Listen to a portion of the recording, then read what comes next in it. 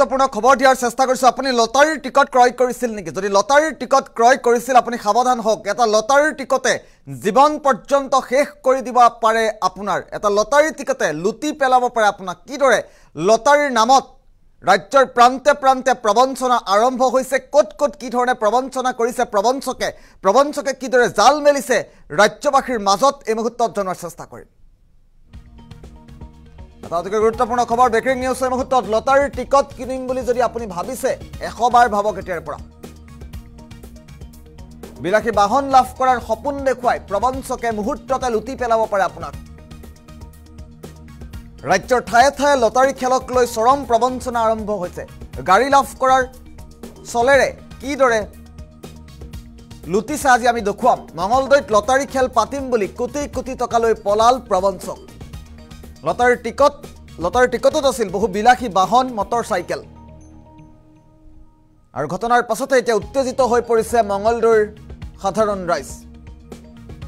আমি ইতিমধ্যে উল্লেখ কৰিছোঁ যদি লটাৰীৰ টিকট কিনিম বুলি ভাবিছে এতিয়াৰ পৰা আপুনি 100 বাৰ ভাবক লটাৰীৰ নামত প্ৰবঞ্চনা কৰা লোকৰ বিৰুদ্ধে গোচৰ ৰুজু কৰিবলৈ সাজু হৈছে মঙলদৈবাসী আৰু লটাৰীৰ টিকট কিনিম বুলি যদি আপুনি ভাবিছে এবাৰো যদি ভাবিছে মনলৈ ভাব আহিছে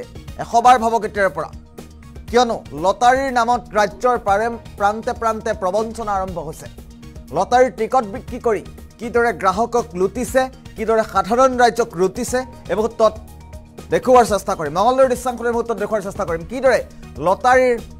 টিকট ক্ৰয় কৰিম বুলি এইসমূহ লটাৰীৰ টিকট একাংশ লোকক বিক্ৰী কৰিছিল প্ৰবঞ্চকে আৰু প্ৰবঞ্চকে লটাৰীৰ টিকট বিক্ৰী কৰি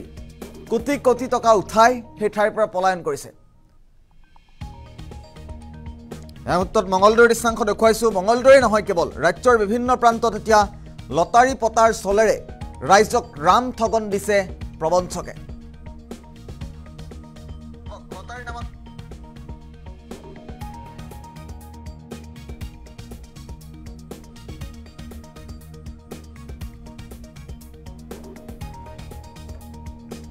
আৰু মঙলদৈৰ দৃশ্যাংশ এই মুহূৰ্তত আমি দেখুৱাইছোঁ মঙলদৈত কিদৰে প্ৰবঞ্চনাৰ সন্মুখীন হৈছে ৰাইজ দৃশ্যাংশটো চাওক এবাৰ এইসমূহ লটাৰীৰ টিকট বিক্ৰী কৰিছিল কিছুদিন পূৰ্বে আৰু লটাৰীৰ টিকট বিক্ৰী কৰি এইদৰেই প্ৰবঞ্চনাৰ লটাৰীৰ টিকট কিনি এইদৰেই প্ৰবঞ্চনাৰ সন্মুখীন হৈছে সাধাৰণ ৰাইজ আৰু সমগ্ৰ বিষয় সন্দৰ্ভত সাধাৰণ ৰাইজৰ মন্তব্য আছে কিদৰে তেওঁলোক প্ৰবঞ্চনাৰ বলি হ'ল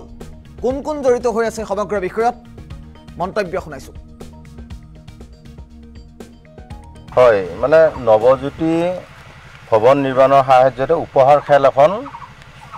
মানে আয়োজন কৰিছিলে ধৰিয়াখাইটি নতুন বজাৰত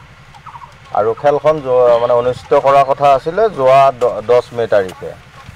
এতিয়া যোৱা 10 মে তাৰিখে খেলখন অনুষ্ঠিত কৰা আছিল ঠিকে আছে খেলখন অনুষ্ঠিতও সিহঁতলোকে কৰিছিলে কিন্তু সম্পূৰ্ণ সিহঁতে মানে এটা মেনেজ কৰি লৈছে লৈ কেনে নিকা আৰু স্বচ্ছতাভাৱে খেলখন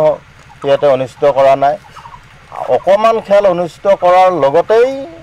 2-3টা প্ৰাইজ মানে হেৰি হোৱাৰ লগতেই সিহঁতৰ মাজৰ পৰা একাংশ মানুহক সিহঁতে কমিটিয়ে মেনেজ কৰি কেনে কাজিয়া এখনৰ সৃষ্টি কৰি খেলখন বন্ধ কৰি দিছে সম্পূৰ্ণৰূপে খেলখন বন্ধ কৰি দিছে 2 নম্বৰ কথা খেলত তেখেতলোকে 2 লাখ টিকেট